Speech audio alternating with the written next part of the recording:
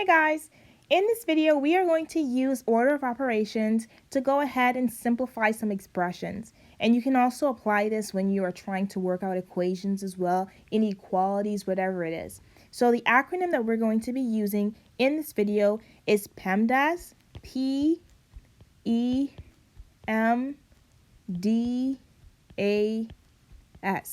where the P is for parentheses, E is for exponents, M is for multiplication, and it can be represented with a dot or a small x. D is for division, A is for addition, and S is for subtraction. Now, I know that there are other options for acronyms like BODMAS or GEMDAS or whatever is out there, but in this video we are going to use Pemdas, and let's go ahead and get started. The first example that we're going to go ahead and use is going to be a little simple, okay? 4 times 2 plus 27, okay? And as we continue forward, the examples are going to get a little bit more involved, but it's okay. Now, the first thing we're going to go ahead and do is we recognize, okay, which operations are in this particular expression. Well, I see a multiplication and I see an addition, okay? And it's because this is simple. This is a less involved example. I can do this part where I'm identifying which operations I see. But let's go ahead and look at our order of operations.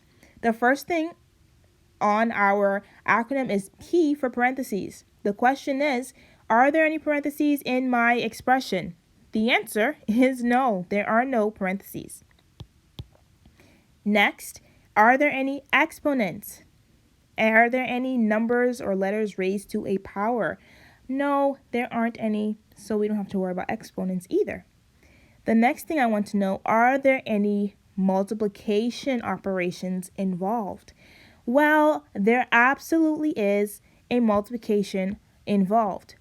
Now, whenever you're considering multiplication, I want you guys to be mindful of if there is a presence of division as well. And in the next problem, I'm going to show you why. So in this particular example, there's only a multiplication and addition. So we go ahead and do the multiplication first. 4 times 2 is 8, and the plus 27 remains. And then lastly, 8 plus 27 is 35. And that is the simplified version of this expression using Pemdas. Let's go ahead and look at the second example. Here, the example that we're going to do is going to be 12 divided by 3 times 4 plus 2 squared. Now, this one is definitely a little bit more involved than the last one, but it's not more complicated.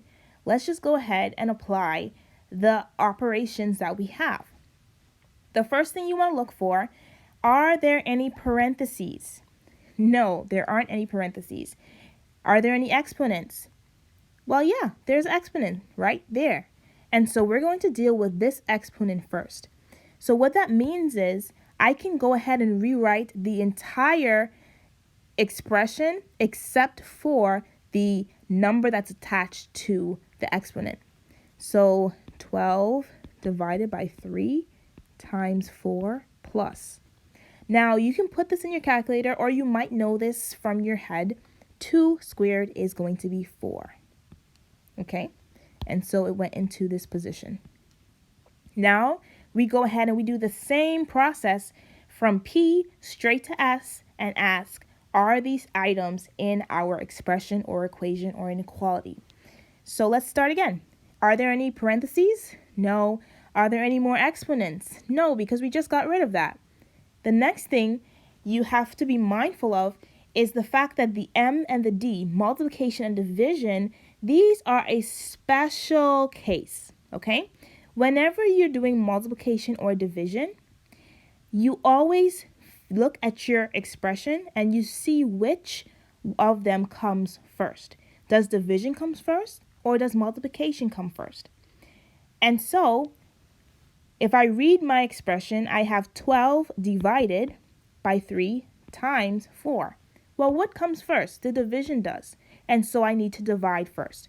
This is the exception, or the rule when it comes to dealing with multiplication and division and applying your order of operations.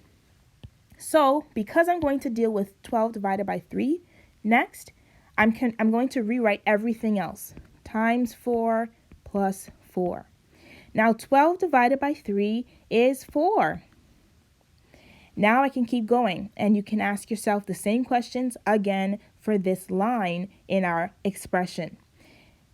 Are there any parentheses? We know there aren't any. We know there aren't any exponents. And now, are there any multiplication operations? Well, yes, there is a multiplication here between the 4 and the 4.